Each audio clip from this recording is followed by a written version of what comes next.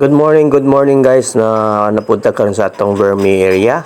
So mo ni atong vermi composting. So natay mga predator day ani mga vermi guys no. So makita na to ni diri ang mga predator usa niya ang lamigas, naapod usa ani kanang gitawag na batod no. Ambot unsay ngalan ninyo ana? Batod na mo na isa mosulod dito sa ilalom.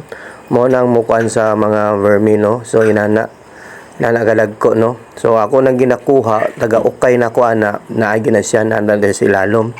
So ako ginang gina-pick up kay usa na sa ka predator sa atong vermi. So kani siya paborito po ni sa manok. Na. Okay kayo enjoy kini manok kaon ni manok na mga batod guys no. No ilugan ba na nila oh.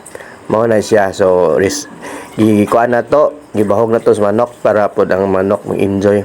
So daghan kani siya og ang kuan ng manok no. Gusto sila aning batod no. But comment ko no sa ubos unsay ngalan sa inyo ana no. So usa na predator sa atong vermi guys no. Salamat kay guys no sa atong dugang information about sa pag vermi farming no. So usa na to na ginatan-aw nga mga predators sa atong mga vermi. So, mao na siya. Salamat. I hope tabang sa ato mga farmers na organic farmer.